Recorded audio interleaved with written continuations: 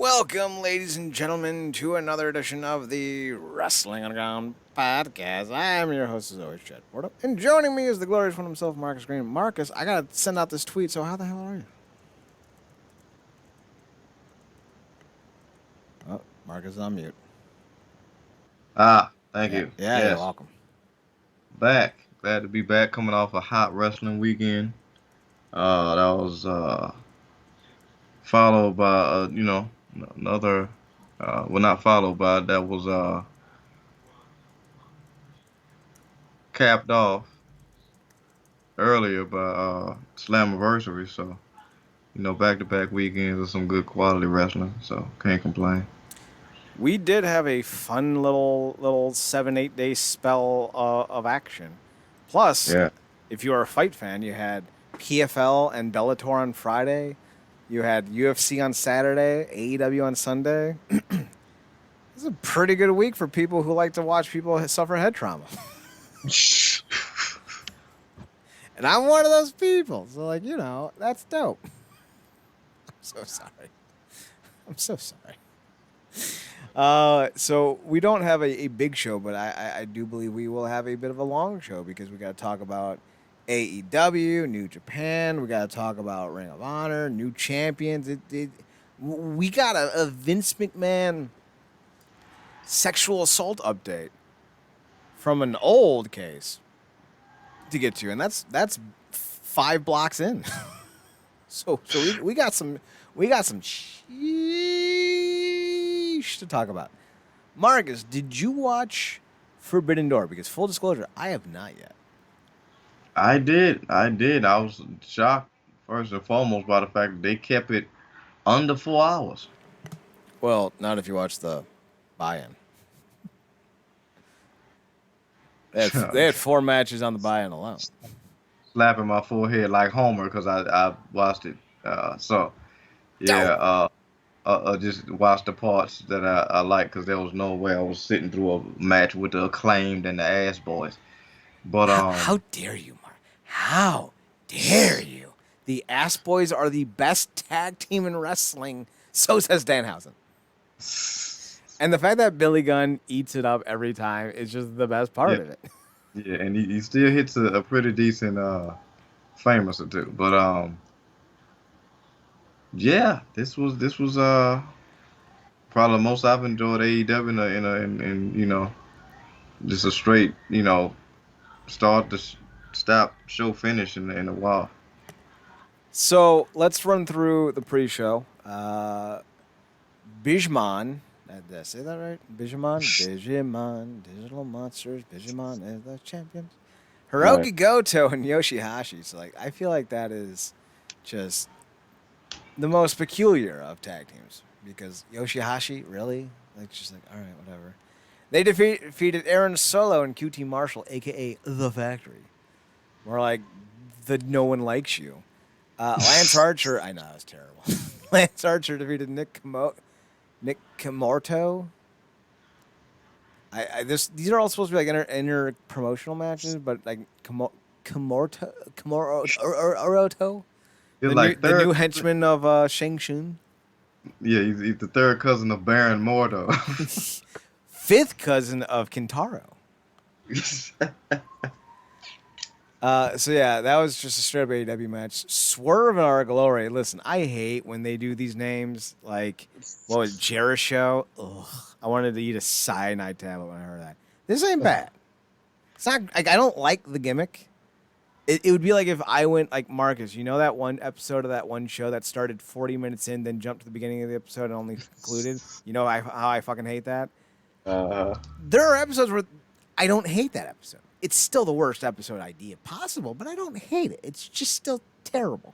This is that kind of situation. Like, of all the smushed together names, this is at the top of the list. It's still not great. Swerve on Our Glory because it makes no goddamn sense. But it's fine. Like, it's better than Jericho, better than Team Hell No, better than what was the other one? There's another Miz one. Mizdow, that was one. That was terrible. So, like, better than those. Still not great. And then, of course, we had they defeated Suzuki Gun's El Desperado and Yoshinobu Kanemaru, which I feel like the jobber tag team, like when you need somebody to lose, which is so fucked because Desperado has maybe the best mask in New Japan. Yeah, he's also like in terms of ranking the juniors right now, he's like number two. Is he? All three. I mean, it's back and forth between Ishimori, obviously Takahashi, and him, and then Mm-hmm. now he's back in the mix, which everybody is over the moon about because he came back off his freaking excursion, which was this. So all you can call it is an excursion. I like to think about it as time poorly wasted. Kind of like 2020. I wasted a lot of the time doing nothing that year. Oh man. Uh, we did shows at least. There was something. Yeah. Minoru Suzuki and the Jericho Appreciation Society, Jericho and Sammy Guevara, teamed up to take on Eddie Kingston, Shota Umino, and Wheeler Yuta. One of these things is not like the other. So Shota's, I don't know, like he's in what, late 20s, early 30s. Oh, he's only Yeah. 25. I thought he was older than that. So like this is a very weird hodgepodge of a match, but Murder Grandpa and company gets the win. Although I should say Murder Grandpas. Well, it's more like Murder Grandpa and Drunken Disorderly Grandpa, and then you have sexual fiend Sammy Guevara. The whole family's just rife with toxic traits right there. They win, they get the win, and Jericho and Sammy Guevara kind of make me want to drown my eyes out with bleach. So, there we are. In a winner-takes-all match that had 3 teams but only 2 titles, because that made sense. We had Roppongi Vice, which was Trent Beretta and Rocky Romero, a team. I don't even know when the last time they teamed up. It's been a while. Yeah. Because Rocky's been rolling with Roppongi 3K up until they split. So it's been at Yeah. least 3 years that I can think of. The United Empire, which is Great Okan and Jeff Cobb, which is just a dumbass tag team because who the fuck likes Great Okan, I think. And listen, New Japan has a few of these guys. But in terms of, because, like, what are they? The Empire? The United Empire? The Will Ospreay stable? As far as the United Ospreay, the United Ospreay stable. as far as they go, Great Okan is Booster. Exactly. Nobody likes you, Great Okan. Booster. Oh, I'm so glad I get that reference. Um, And if you don't, ha ha ha ha. Nobody likes you, Booster. And of course, FTR's in the match as well. Cash Wheeler and Dax Hardwood. FTR's the Ring of Honor Tag Team Champions. Okan and Jeff Cobb just won the IWGP World Heavyweight Tag Team Championships. So this was an odd thing to do, but whatever. FTR gets the win, so apparently FTR is going to be New Japan bound for a while. All right. That's the thing, I guess. To determine the winner of the All Atlantic Championship. And listen, Powerbomb Jitsu, I got to point this out, guys. Most of the countries on that belt are on the Atlantic. I don't know who told you they weren't, but most of them are. I know, like, Japan's on there, so no, that one. And I think, like, maybe it was Australia or New Zealand. It's like, all right. But the other 4, Canada, the UK, the United States, and Mexico, they are. They're on the Atlantic. Oh, those cats. Pac defeated Clark Connors, which was a nice surprise because I didn't think they'd have a former young boy in this match. He's awesome. His real name is Connor Dutch. And I feel like, why would you name yourself Connors when your last name is Deutsch? Like, it's there. You're CD Deutsch. Come on. I can't be doing the job for all of you guys. You guys got to be more creative than this. it's hell of a. This is probably one of my, probably one of my matches of the night. I don't blame you. Clark Connors is great. Miro, Malachi Black. Malachi Black is my ultimate want to like itis. Like, I want to like this dude. I just don't. Yeah, it's just like he obviously in a far better position than where he was otherwise. Miro came back a house of fire. Um, the his whole narrative during the match with Connors was like literally trying to get in where you fit in and having to make the best of it. Mm-hmm. And then Pat just having to remind people like y'all do know I was like I was running stuff for a while, right? So the match was sick. He ended up getting the win, was got the biggest pop out of me because I'm like, they actually gave him something. And that's not saying that he can do anything with the belt because certain things go certain ways, but it was great to see him get the win. Yeah, I feel like Pac came in originally with AEW as like one of the 10 guys, and now he's Hmm. not even in the top 40 anymore. But I'm telling you, if you can't cut a promo, I know a lot of people like to say like, "Oh, he's really good on the stick." No, he's not. And like, listen, you don't have to like or dislike anyone, but like, let's be honest, why you like the guys. Like, I don't sit here and rep Danhausen because I think he's the best in-ring worker. He's fine, but it's his shtick. With Pac, it's his in-ring stuff, and like you can be like, oh yeah, the bastard though. It's like, really though, are you really gonna watch an entire show built around Pac? Yeah, I mean, he's, he ain't Ricky Starks. You know No, what I'm saying? no, he doesn't have that smoothness. Like he is what he is, and what he is fine. But I think if Pac ever gets disgruntled with AEW, I think he should just check his ego and be like, listen, bro, you you ain't who you think you are. You ain't Sting. You ain't Stone Cold. You don't got the charisma. You can't carry shit. So like, be glad they're giving you anything, and they're paying you six figures to do whatever. It's like you're doing pretty well, homie. That's funny because that feels like the opposite of the conversation they probably had to have with MJF. Fucking good riddance, that dude. Ugh. If I had to watch another one of his plotting, boring ass matches, I was gonna cry. It doesn't take a lot for me to cry. Puppy video where it's like emaciated. Yeah, that's right. And then he gets adopted, and then he becomes like a good boy who just sprints around the yard and he's all fat and stuff. Like, I love those videos. I don't necessarily cry, but like if I did, if I was a human, if I wasn't some borderline animatron, that would probably make me cry. Like, but Chad, he's one of the best to ever do it. He did a pipe bomb. It was so good. He did a pipe bomb. More like you blew up my desire to watch the show. Speaking of desires to watch the show, Sting and Shingo Takai got a tag team in 2022. What a Oh, time to be alive. oh, this was so good. If you don't watch the show for anything else, they had an exchange where Sting just copied the stuff he did. Yeah. It took about 60 seconds, and it was glorious. I saw an illustration where Al Phantasmo tried to give Sting a purple Nurple, and then Sting just did it to Al Phantasmo because it didn't affect him at all, and like it was super effective on Phantasmo. Did that really happen? No, absolutely. And the way they brought it back, because when he first did, I'm like, why would you do that to Sting? You idiot. I hate Phantasm. He's so good, but it's the effery that you have to sit through with him. Um, it's funny because Sting don't get enough credit. Sting is the perfect example. I wish people talked about him more of what you do with a legend like that at his age, um, in terms of how you use him and present him. And Mm-hmm. I feel like so much of that has to do with this. I feel like Khan kind of just lets him do his thing because it's Sting. He's not at his age and stupid. Like he know what he's doing. He knows what he can and can't do. By the way, we got another dive from Sting on this show. Like from Um, the top rope. no, from the top of the entrance stuff. You're 63 years old. I'm pretty sure you're about to be a grandpa. Stop.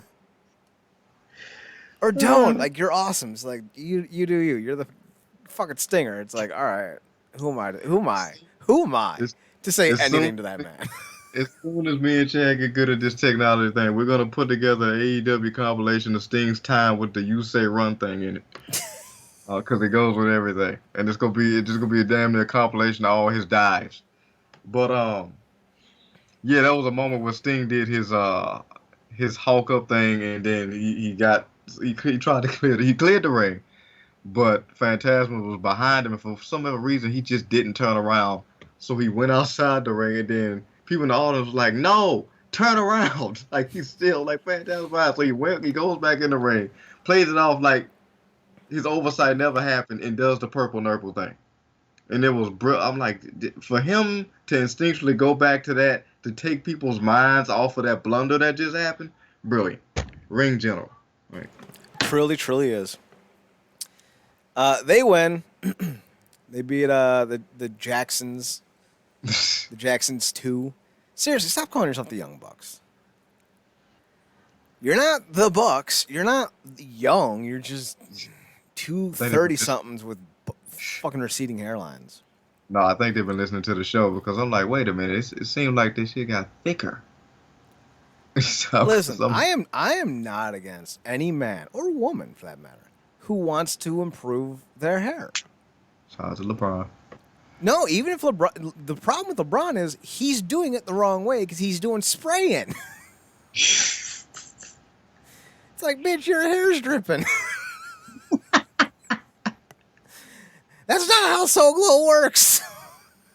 Uh, So like, yeah, no, like if LeBron ever got like, what are they called? it's with like toupee. Not too bad. It's like, not stems. It's like where they put like little hair things in your plugs, hair plugs. Yeah, hair plugs. I Yeah. wouldn't have a problem with that.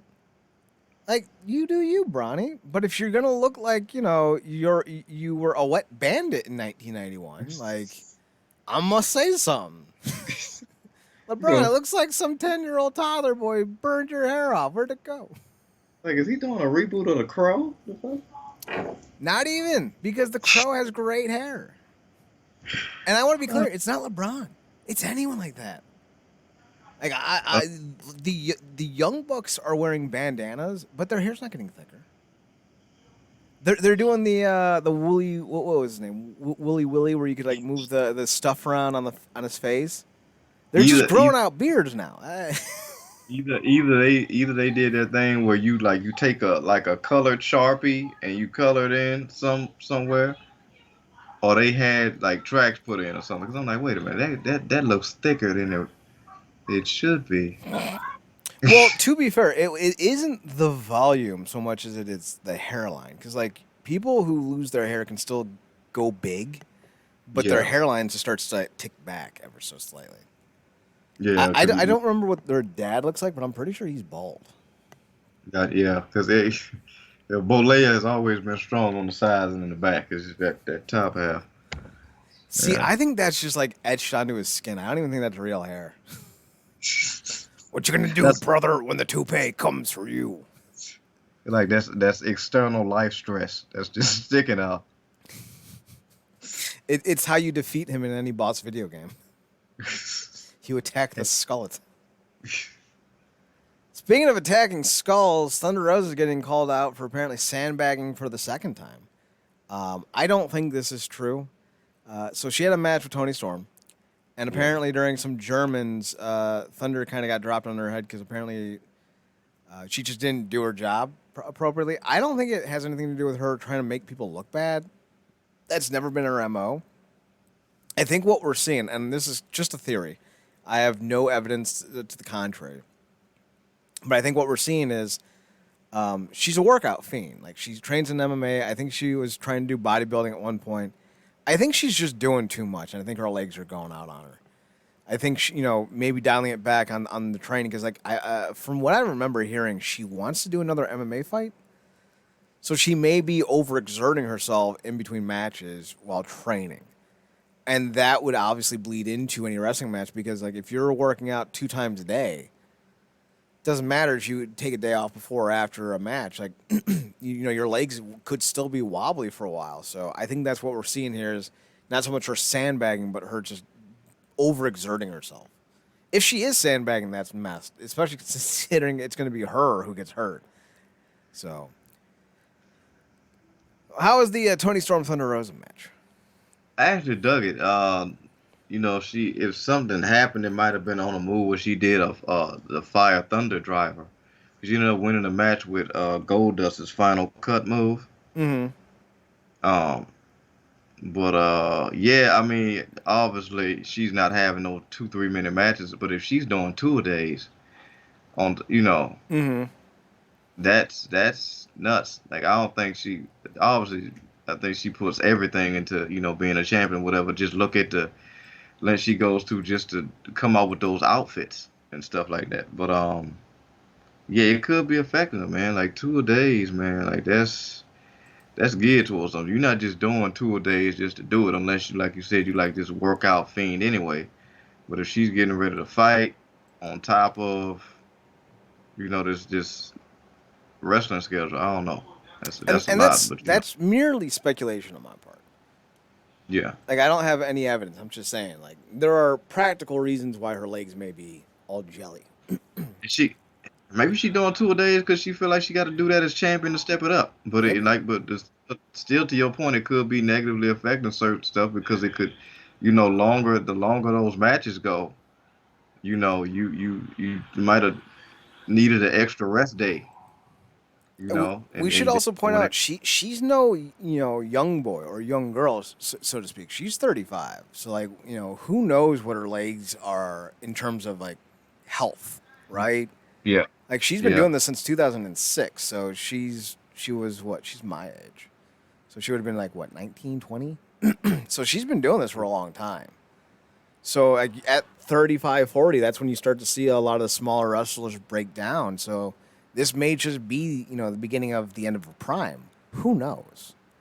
You know, not everyone can be 40 something Sue Bird and dominating the WNBA. I don't know how I know that. God knows I don't watch the WNBA. Next up is Will Ospreay defeating Orange Cassidy. The best thing about this match was the story that came out last weekend of Warrior Wrestling, where a fan in Chicago couldn't get out of his van in time to go see Will Ospreay because he had a wheelchair lift in his van and it wouldn't drop. And when Will Ospreay heard about it, he came over and hung out with the fan for a few minutes, took some photos with him, and he posted on Twitter and Instagram like his encounter with Will Ospreay, and he's basically like, he's my favorite wrestler. It was so cool of him to do this. I was so lucky to see him, and like I can't wait to see him kick Orange Cassidy's fucking head off. So Orange Cassidy's getting dogged by fans who are getting like not a make a wish, but like yeah, who are getting like hangouts with Will Ospreay. Like poor yeah. fucking Orange Cassidy can't escape it. That's really cool to yeah. It's funny, and that's cool to hear because he's not had the best perception over the last couple years. Yeah, he's kind of taking some on the chin. Yeah, so that's cool to see, man. You always love to see and hear that with performers and whatnot, because obviously tonight they're celebrating John Cena's 20th, Yeah. John 20th, Yeah. and that dude has like almost, speaking of Make a Wish, he almost has like 700 Make a Wishes, most ever. But yeah, that's cool. That puts everything in perspective because I think I seen you retweet that about that kid with Osprey. So that's cool that happened. Jack, that's messed up because I would imagine he was devastated when he literally couldn't go because he couldn't get out the van. But that's he might have never got to meet him had he actually went to the event. So that's crazy how that worked out. So just a little breaking news. One, I saw the trailer to Impact's presented film for Against All Odds, like that Green Ghost. I saw the trailer for that. God, that looks bad. I think Bobby Uh, Lashley's in it though, so like, I haven't I haven't seen it, so maybe yeah. I should avoid it.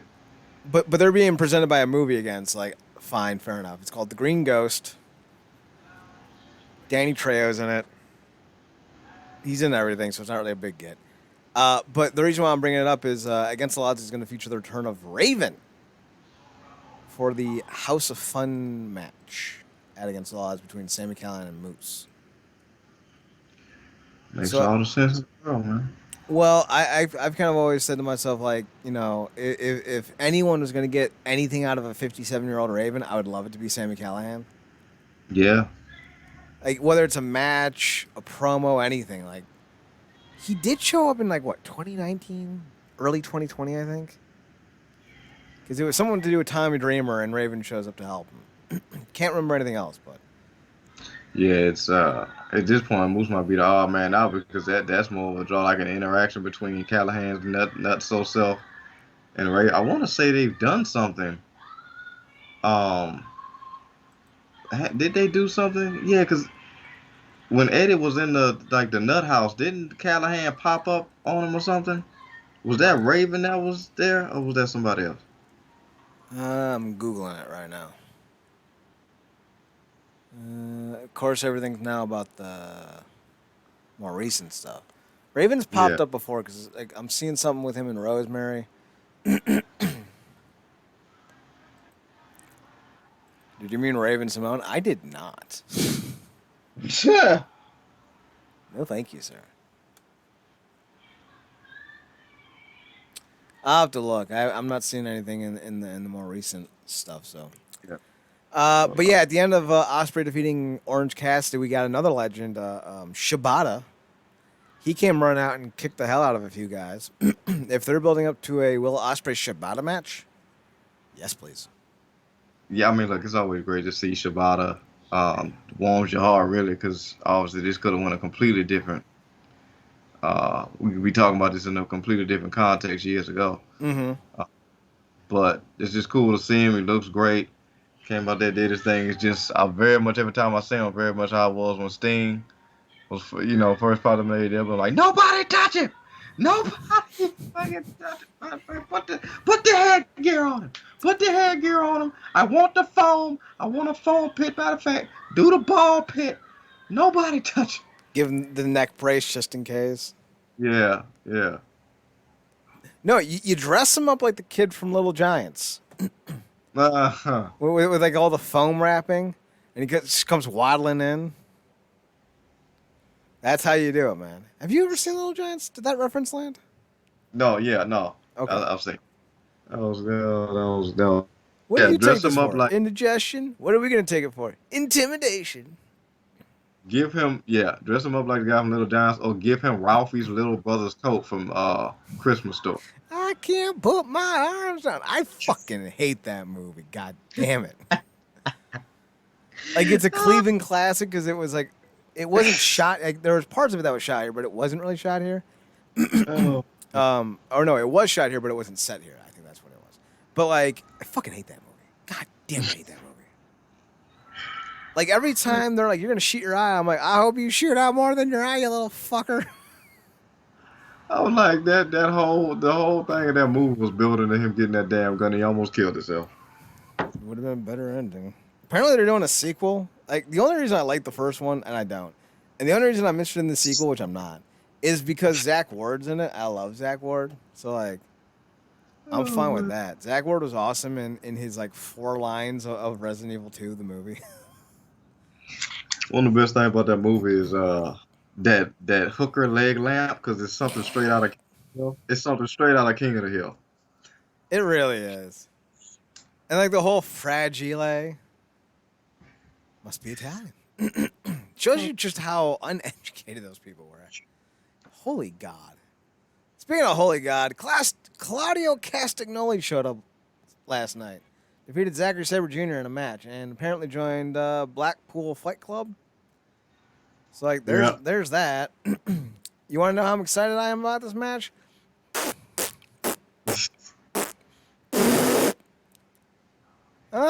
Claudio. Be more boring on the mic, please. Ugh. I'm sorry. When you have a roster full of workers, like, I just don't care. Like, Claudio stands out in circa 2011 SmackDown. Sure as shit doesn't stand out anymore. Put him in a tag team and let me forget about him. Mark, I give zero fucks about Claudio Castagnoli. I understand, man. It's a lot of years of you had to see it. It'll be like if Dolph showed up. You know what he is? This is the perfect embodiment of Claudio Castagnoli. You could like this thing till you're blue in the face, but you cannot deny the simplicity of it. Claudio Castagnoli is the NASCAR of pro wrestling. Sure, it might be exciting the first time you watch it, but at the end of the day, they're all still just making left turns. He is the left turn of pro wrestling. It was good. It was cool to see him like genuinely happy and just overtaken by the reaction and whatnot. And him and Zach had a hell of a match. I don't think could follow what Cassidy and Osprey did. Then you follow that with bringing out Shibata. So I don't think they could follow that. But it was cool. I mean, it would have been cool if it wasn't spoiled already, but I guess somebody saw him at the show or whatever, and Twitter was talking about it most of the day before the doggone show even started. Mm-hmm. But what do you go? I think him being with the Black White Club was a seamless transition, makes the connection between him and Regal. But yeah, I get it. Like if you don't care, it's like you've been trained to not care for however many years now. So you know. He was only ever good when he was with Chris Hero, but Chris Hero weighs 400 pounds now, so it's like, eh. Yeah. And Sheamus took that thing with the ball farther than they had any right to go. I think his teeth getting embedded into his skull was the best thing he ever did in WWE. It's the truth. Oh. Then we got a four-way match between three guys I don't give a shit about. Adam Page, Adam Cole, Jay White. Pfft.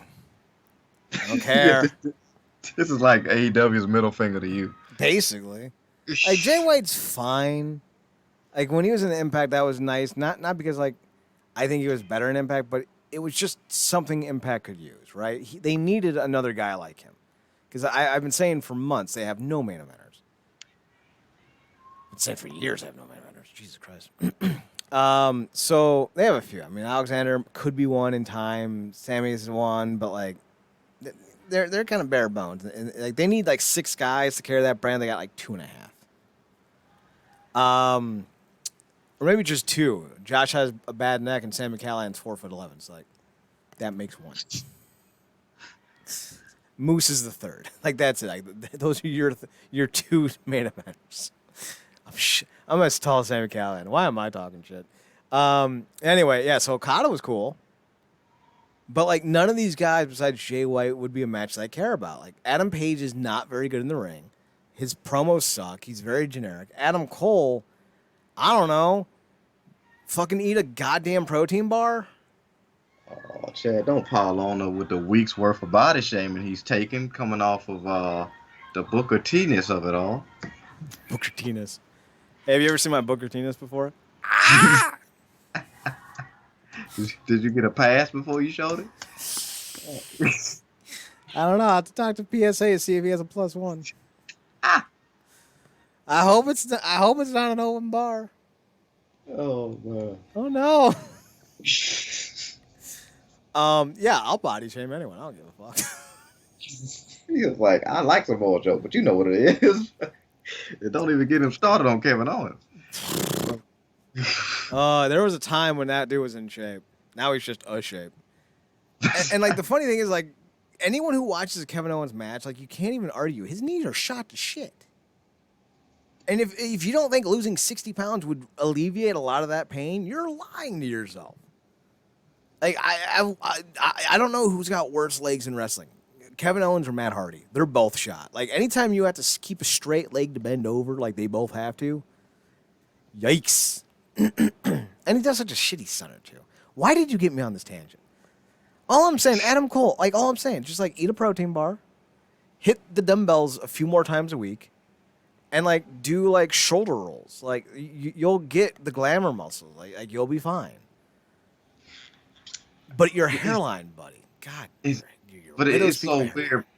It's weird, though, because, like, how you feel about Claudio all those years in WWE, it was like it was like the time for him to peak has come and gone, and now it's like he's just somewhere else. Like, I feel like if we saw Adam Cole being swole, it'll be like if Madison Rain came back like as thick as Jordan Grace. That would be interesting. Marcus, I think you're just giving yourself some new fetish ideas. Marcus loves his Jordan Grace. Most people do, I think. I find her a bit insufferable succotash, if you will. That's insufferable, but I was trying to be nice about it. Yeah, so this was 3/4 terrible. I don't know if the match is any good. Apparently, Adam Cole got concussed, which I don't make jokes about injuries. Like, that sucks. And apparently, it ruined the ending. I don't think Jay White was ever going to lose, but apparently, like, it cut things short, I guess. Or they had to plan on the fly. It's weird, too, because it ended weird because Jay hit he hit the Blade Runner on, I want to say, Page. I know we all look alike to you, Marcus, but come on. Hilarious. Damn it, he always gets me caught in this racist speed trap. Marcus, I'm going to show you a picture of a hockey player. And I'm going to ask you to tell me who he is. But I'm going to trap you because it's going to be a twin. Oh my And you're God. and you're gonna get it wrong. Like I'm gonna give you the name, and you're gonna be like, "It's that guy. It's Henrik Sedin." And it's like, no, it's Marcus Sedin. I think his brother's name is Marcus. And I'm gonna be like, "See, you're a racist. You can't tell them apart because they're white." How did you get me on this tangent, asshole? But Because all the turnoffs of the conversations are always just random ass tangents. yeah, it really is. But yeah, he hit the finisher on one guy, and paid. I mean, and Cole had just rolled over from escaping a move, and then he hit his finisher, and then immediately just ran over the page and then pinned him. I mean Cole and then pinned him. I'm like, what? That was just weird. Like, why did he do that? Then you come find out later he got concussed. So I'm guessing that, like you said, that was calling on the fly, and you obviously Mm-hmm. don't nothing on Cole because Wheeler had got hurt early in the night too in a tag match where they actually won. Where I think he either threw his shoulder out or something, but he had to take him to the back, got him taped up, and then he ended up coming back out. But yeah, you hate to see it, but it did make the match hit a complete and utter dull stop. But I was watching it the whole time, even before that, and I was like, the worst part about this match is like you almost had to, even though you're not really rooting for nobody except Jay White because you don't think he's gonna lose. You almost don't want to see it any other way but a multi-man because I don't want to see any of these combinations again in a singles. Yeah, yeah. At This was not the way to go. Honestly, I know this was gonna be like heresy to say this because like everyone hates reoccurring matches, and I think it's because Cena and Orton are so boring yeah, that when they wrestle, it's like, oh my god, again. But like, I love revisiting rivals. Like, if they do Styles Daniels this year, hell yeah. I don't give a shit if they're both about to get their AARP cards. I want to see it. They got unless one kneecap between the three of them, two of them. One of those is right. But like, I wouldn't mind seeing Tanahashi versus Okada on an AEW pay per view. Hell yeah, let's do it. I can watch those two fuckers fight every day. It's gonna be different somehow. They're smart. They're smart cats, man. Speaking of oh yeah, smart cats, main event: Johnny Mox versus Tanahashi. I want to see this match, but I don't know if it's gonna be any good. Mox looks like he's in the best shape of his goddamn career, man. Not yeah, drinking really agrees with him.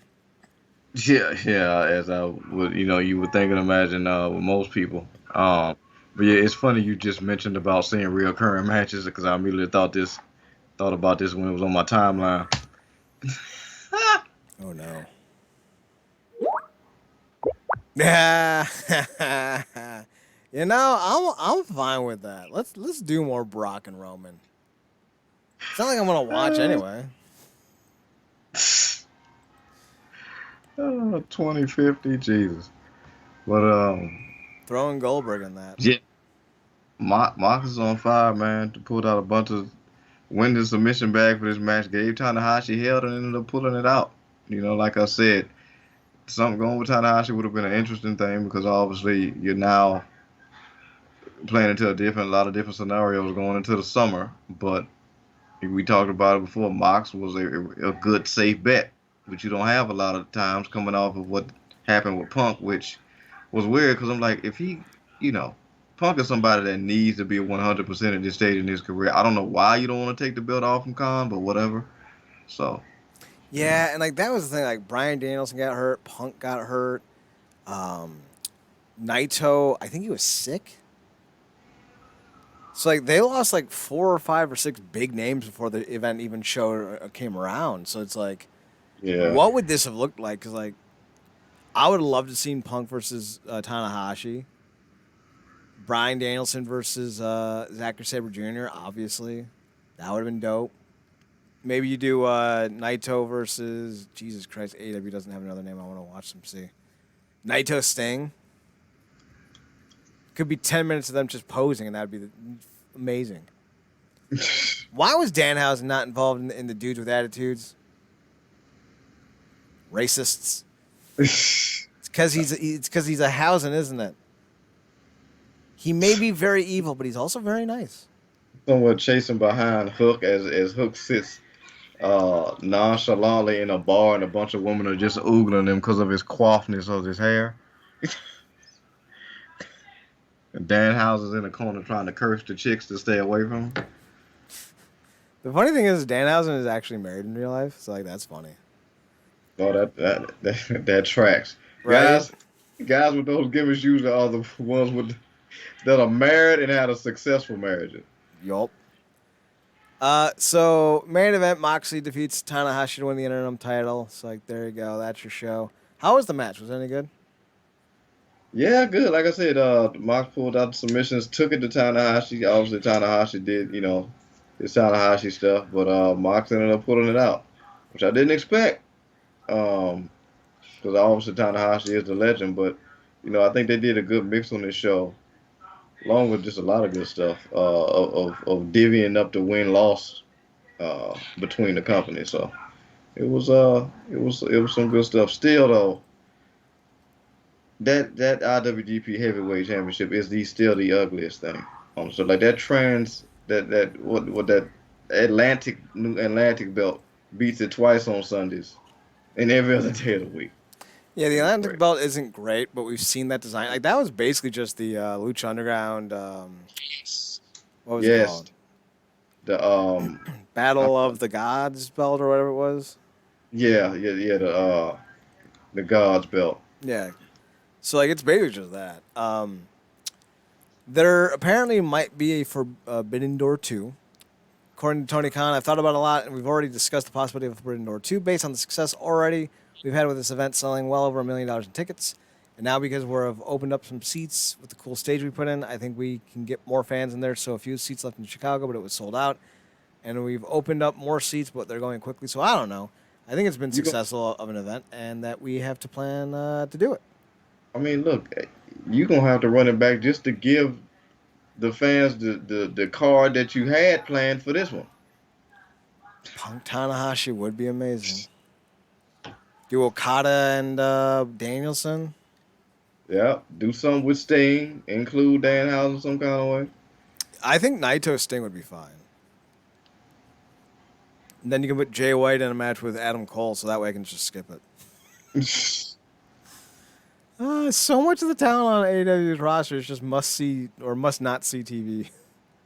Like even Miro, like I don't give a shit about you. Go away. If you don't have your wife, I don't have an interest. Hilarious. So yeah, sequel. Obviously, we're both on board with that idea, as long as it's better than this show. I mean, I mean quality wise. I mean card wise. Like I was not trying to find this show. Like I tried to watch it when it was live, but I was getting a lot of issues. So I was like, I don't need that. Like, not on the show Yeah, I want to see. So same thing. Yeah, I went back and watched it because I'm not gonna try to be watching a certain stream and it's showing it's not working because you can tell they try to make a conscientious effort to like cut people off at the pass who want to watch it alternatively. we do So not endorse watching shows illegally. They put an FBI warning at the start of their show for a reason. But we'll tell you how to do it if you want. We just don't endorse it. And we have never watched anything, quote unquote, illegally. We are law abiding citizens, which ironically I watched illegally. Sorry, Gerard Butler. I don't pay for Jamie Foxx films. Not since Don't Be a Menace While Drinking Your Juice in the Hood. That's the last one I bought legally. And technically that was illegal because I rented it underage. My local video store did not give a fuck. I think I could have walked into the adult section, walked out with like a string of movies and slapped down a tenner and been like, later. That movie came out when I was like, what, 8, 9? Jesus Christ. I'm old. Speaking of old, Ring of Honor, still not dead. Coming back to TV. It'll be on Bleacher Report. So you know that's going to be a success. Womp womp. It's going to be on July 23rd. And originally the plan for Claudio Castagnoli's debut with the Tony Khan-ness of it all was going to be on Ring of Honor's event. But when Bryan Danielson went down, they shut him down and they switched plans to move Castagnoli over to the AEW debut, But it sounds like he's going to be part of the Ring of Honor roster. I think Samoa Joe is the TV champ, correct? I think that's right. Brian Cage is going to be a part of it. Claudio Castagnoli is going to be a part of it. I think there's talks of having Bryan Danielson do some matches over there. And they're doing the entire storyline with Tully Blanchard, FTR, and John Grisham with Lee Moriarty. I like Moriarty's last name. Like, we always talked about this. Like, generic-ass names piss me off. I want him to do something more with Lee. Like, Leangelo Moriarty. He needs... Wasn't that dude the R&B singer that was like half-ass naked in that music video from like 2000? D'Angelo, yeah. Oh, it's D'Angelo. Man, I've never seen pelvic bones or pelvic muscles that defined before, and I did not need to see it as a what was I, a fucking 14-year-old. I was like, no, I'm good. This is awkward. Like that was my first real hard experience. No pun intended with like POV. I'm like, dude, just you be like back up.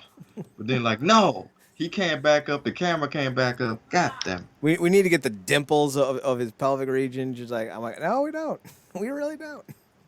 No, thank you.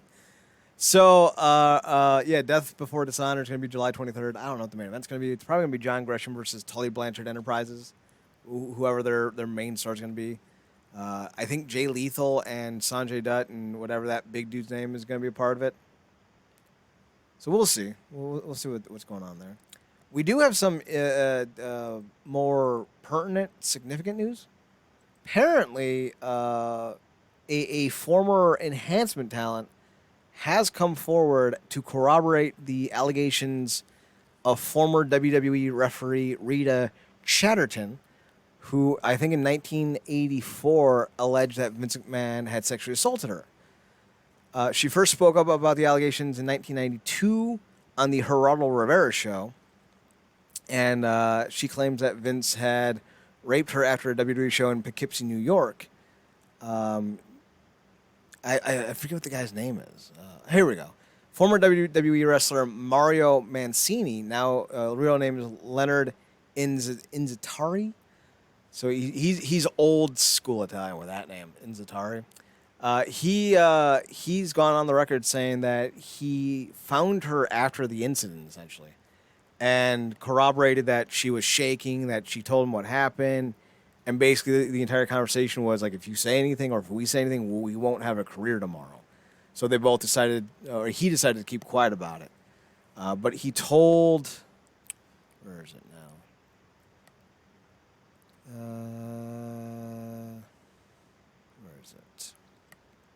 It was a New York Magazine article, and the writer's name is a lengthy-ass article, Abraham Reisman. And she did not speak to Reisman, Chatterton, but the guy did, Mario Mancini. And he says, was she taken advantage of? Absolutely. Was she scared to death? Absolutely. Did she want to do that? Probably not. He goes on to say that he stayed quiet all this time because out of fear of being blackballed from wrestling business. He still runs a promotion, I think, in New England, or at least the New England area. And he says that the recent allegations against Vince McMahon in the Wall Street Journal left him feeling disgusted, noting that Vince McMahon dug himself such a deep hole that I'm just tired of it. I can't do it anymore. I'll tell you why I'm hopping on the bandwagon now. There's worse stuff than that. I think by that he means the allegations coming out now about the hush money. Vince did not respond to a request. More so, apparently there's seven different firms investigating him now. So, like, yeah. If anyone's thinking this is going to just gloss over, I don't think so, buddy. Vince McMahon and Deshaun Watson are going to be wearing matching uniforms in the next year, I think. It's not going good. There's a part of me that's gleeful about all this because we've been saying for years how much of a terrible human being Vince McMahon is. So I'm giddy that this is now starting to get some traction. Now, if only we can get people like ESPN to really get on this as well. Get some HBO sports action, some Showtime sports action, CBS sports. Let's really get this going. We can finally take this fucker out.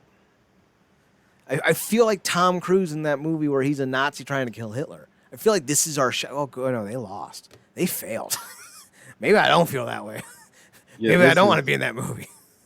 this is uh this is that scene out of Hero Gasm at the end where you get this bastard face down on the ground. Somebody get the arms. They can put a knee, put somebody lay on the back, and we get the arms, man. This is our only shot to do this. Um, or as Butcher said, do it. Do it. Uh, but yeah, man. I mean, it's just crazy, man. That let you know how long this stuff been going on, and it doesn't, surprise you when you hear about incidents like the plane ride from hell and various other incidents through the years that have happened under his watch in some form or fashion. That's just been swept under the rug, or uh, handled in some type of way. Because obviously stuff that he's done. But I hope it's still not at a point now where people are just like, oh my God, it was so long ago, let it go. I'm like, you're not saying that. Again, you're not saying that if it's you or somebody you care about. Right. So Like this is the shit that pisses me off. Cause like, all right, I'm getting dogged by people when I write about the Deshaun Watson of it all because it's like, well, you don't know, and they weren't charged. I'm like, listen, guys, I did actually study the law. Like, I know a lot. I know a lot of people in the comments are like, thinks he's a lawyer. I actually know the law, and I know how precedents work. I know how procedures work. Like, not getting indicted doesn't mean you're innocent. Sorry, guys. And like, where there's smoke, there's always fire. Like, if it's like one-on-one, like we talked about with the Enzo Amore situation, or even Derrick Rose of the New York Knicks, he was accused, or like Kobe Bryant. But like, those never amounted to more for whatever reason. And I think it's because in those cases, especially like Enzo and Kobe, there was probably a lot of very sincere willingness, at least during and beginning. Maybe afterwards there was some shame. Because, like, I don't know, like, who these girls are and if they're, like, dating somebody. Like, if you cheat and then maybe you feel terrible and now you're just, who knows? So when it's one-on-one, there's a lot of subterfuge. There's a lot of he said, she said, and as there should be. Because I don't think throwing the book at somebody who did or didn't do something off of just an allegation is the best way to go about things. Because if we just start believing every allegation we ever throw out there, then, like, holy God, like, what are we going to do? But when you start hearing 3, 5, 15, 26, it's fair to say that there's some truth to this. The abundance of allegations against Watson is palpable. The abundance against Vince McMahon are palpable. He's been accused of rape twice. Sexual misconduct, God knows how many times. Like, this dude is going down. Like, he is done. I don't think people realize that this is the end of his story. This is his Joe Paterno moment. He's not coming back to this company. They're going to find so much shit on this dude that he won't be able to. And the fact that it's all like we all know, like, unlike the Watson stuff, which seems to be like getting worse and worse every other week, we know 90% of what Vince has done, or at least I shouldn't say 90% because like we may not know a whole lot of shit. Excuse me, I had to sneeze. We may not know a lot, but like we know so many allegations. Like, there's been at least Sable sued for sexual harassment, and either settled or won. I forget. She wasn't the only one. I think Deborah sued. The Cat sued, and then you had the Ring Boy scandal, 2 rape allegations. God knows how many allegations of sexual misconduct. But let's not even ignore the general atmosphere in the locker room. Like, listen, I've met Mike Mizanin. He went to school with my brother. He's always been a douchebag, but he's not a bad guy. I don't think he's like a terrible human being who drowns puppies and laughs about their deaths. I don't think that's him. I mean, I didn't know him that well. Maybe. I don't know. He could be into some weird shit. He might just be a furry, which is pretty goddamn evil in my opinion. But he's never been like the worst human being ever. And the stories of his treatment when he was a young wrestler in that company is just disgusting. Like Chris Benoit, I know a lot of people want to make excuses like, oh, he had brain damage. But that doesn't excuse his behavior. He took who was it? Matt Stryker's passport or Justin Roberts' passport? Which, granted, now that we know a little bit more about Justin Roberts, it's like, well, it's not the worst thing. Fuck Justin Roberts. But like, he tried to fight Matt Stryker for no reason. And like he was angry, like just staring at him at a table once. Like that whole story between Stryker and Benoit is just fucking horrifying. Cause it's over nothing, and he's thinking about murdering Stryker for nothing, for a perceived slight. But that was the environment that Vince McMahon allowed, that he promoted and allowed to have happen. This is going to open up the company to a lot of lawsuits.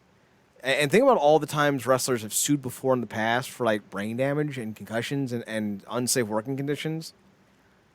If this gets opened up more, oh man, you ain't seen nothing yet. This is going to be just, pardon the language, but shit on flies on shit. There we go. I knew one of those would be right eventually.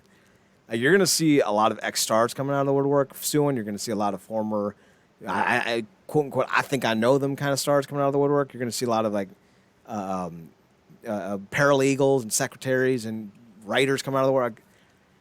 We just had a conversation 2 years ago. Randy Orton was accused of flashing his genitalia and shaking people's hands while groping himself. We don't think those were real allegations. Like everyone's fucking corroborated them except for the company.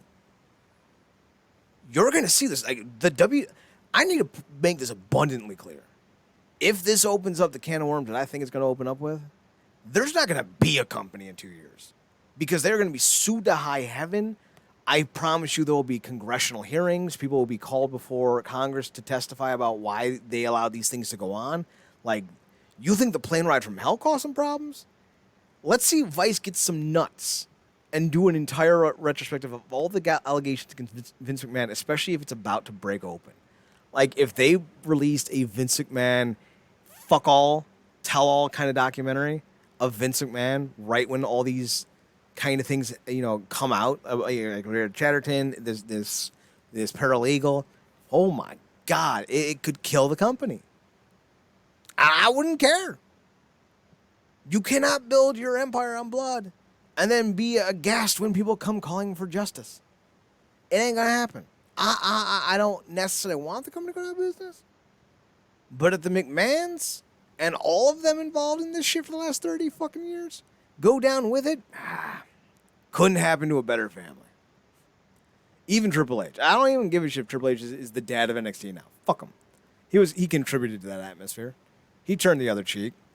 They can all go down. Fuck them all. Yeah, people probably still salted with him over that. Well, both of them over that whole China situation because that was a heavily contributing factor to the eventual long road that a lot of people believe led to her. I think it was the catalyst because she was a bodybuilder. Like she took great care of herself, and then all of a sudden your fiance cheats on you with the boss's daughter. Your contract gets fired, and like no one in the wrestling business wants to touch you. And like, how do you go from being China, ninth wonder, to doing porn? Like I know like there's this new push like, oh, sex work's real work. It's not, but also you're in front of weekly at the time probably 12 million people. Like, and then you're selling yourself just to make ends meet. Like that's fucked. That's fucked. Yeah, anybody that knows porn, one of the most popular doll stars, Lisa Ann, I think I did an interview with TMZ or somebody. She was like, she was too good for our industry. Mm-hmm. Like she was China. Like she didn't need to do that, but like she went through a lot. It was a lot going on. Like you saw at points when she was doing YouTube videos, like she was up and alert and stuff and whatnot. Seemed okay, but you never know what's going on. So it's just a lot of stuff that's happening in that company, man. A lot of stuff that passed over, and you saw and talked about it a lot in the dark side of the ring stuff, and people just, it's better to stay employed than, potentially, be doused forever. Like I said, I think reason why a lot of those people don't leave that company because they feel like they're not gonna, as abused as they come off in that company from a straight up treatment perspective in terms of being a performer, they feel like they can't do no better. So they walk on the eggshells in the glass and they take it and they do just enough not to turn too much of a blind eye, but also just enough not to be involved when stuff like that come up. But it's like at this stage in the game, that level of silence is complicity. You It know? like man, like and like that's the thing. If you're someone who's non-passive or like passive in general, and like you don't like confrontation, I get not getting involved because Yeah. not everyone can handle it. But like you can't be someone like Seth Rollins or Stone Cold or even Dwayne the Rock Johnson. See the shit that's going on and then not say anything. Like you can't. And like think about like what we know. And I don't mean what we think we know. I mean they literally had an entire situation where one of their producers got a recovering alcoholic drunk so he could fuck her. And he was brought back. That dude should be in prison. Oh, and he's an outstanding racist. I'm sorry, Book. You can't give out passes. Either the dude's a racist or he's not. You don't give passes. Sorry. Or was it Mark Henry gave him a pass? I think it was Mark Henry gave PSAs a pass. And now listen, I'm not going to try to fight Mark Henry. Listen, I'm a stupid fucker. I'll try to fight a lot of dumb people. That man's going to rip my arms off. No, thank you. But, like, we know about Rose Mendez. You know, we know about Kelly's harassment. Because Randy Orton had to apologize to her. Like, Randy Orton harassed her on a radio show. He sexually harassed Kelly on a radio show. And had to apologize for it. We know about the Sable settlement because it was news. She got fired over it. What else don't we know? Like, we already know some pretty heinous shit. Like, the funny thing is, like, all these incidents are by the same people who are still with the company to this very day. Bunch of 60 and 70-year-old schmucks. It's fucked up, man. It's fucked up. Let's talk about something that's not so fucked up. Or maybe is, depending on if you're just a bigot. I don't know. So, we got to talk about Giselle Shaw because she kind of dropped a bomb on us this weekend. I didn't see this coming. Uh, it's funny, and I stopped myself from doing it. I almost asked you whether or not that was a thing before. Really? Yeah. Because, like, looking at her face now, you could be like, all right, I could see it. But, like, she always has her hair very, like, telegraphed around her. So, like, you never really see, like, the more pronounced jawline or anything like that. Yeah. But she came out and revealed that she's a trans woman. So it's Yeah. like, oh, It's and okay. it's weird because unlike you, I kind of there was something about I saw it like in a way, and I'm like, I wonder if, but it's and I'm not saying this to be like I knew it all. I know it don't matter. Right. It's not a thing, but but there was something that just kind of made me do the sideways tilt thing, but I let it go, and I almost asked you, but at one point, but I'm like, it don't matter. It's whatever. Because there are other performers that have actually come through the company, and we talked about before. But I mean, it was nice that she got to do it in her way that she wanted to do it, and that the company was fully supportive of it. So I mean, it was surprising because like you can kind of tell sometimes depending on like how they are, like when they transition and all that. Like there are, listen, men and women are genetically different people. Yeah. If you're finding that out for the first time tonight, I'm sorry. But there are certain traits that men have that women don't, and there's certain traits that women have that men don't. And you really can't hide them at a certain point. Like, at a certain point, you are who you are within 30%. Like, you can change yourself to a degree, but you also can't.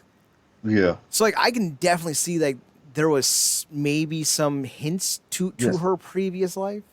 Yeah. But at the same time, it's like, yeah, whatever. Yeah. Exactly. Yeah. This is not to do like a pick apart thing, but there's a difference between a Giselle Shaw and Mandy Rose. Yeah. I was gonna do a thing, I guess, more of a similar thing between Giselle Shaw and the now transition Tyler Rex. True. Yeah.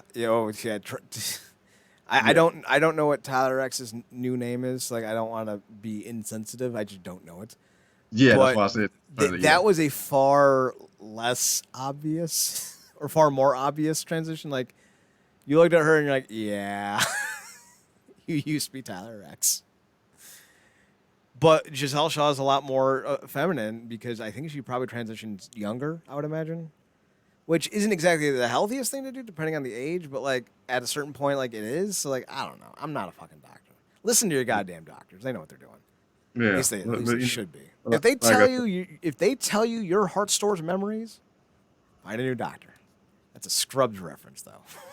Yeah, but like I said, ultimately it's cool that she had the full support of Impact, and that was a very well done interview that they did on the news program that she revealed this on, and even more so than that, she can go in the ring, Mm-hmm. which is a reason why it just wasn't a thing that like to focus on, because the girl can go, so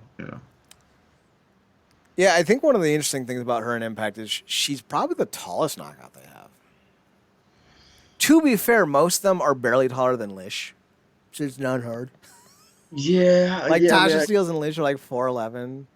absolutely. And Mickey James is 5'1". So like, aside from Stills is heavy and Havoc. Yeah. I think like Savannah Evans. I think is 5'10". I think, or maybe 5'9". I don't Yeah. think she's as tall as Jessica Havoc, and I've met Jessica Havoc in person before, and she's not as tall as you might think she is. I think she's maybe 6 foot.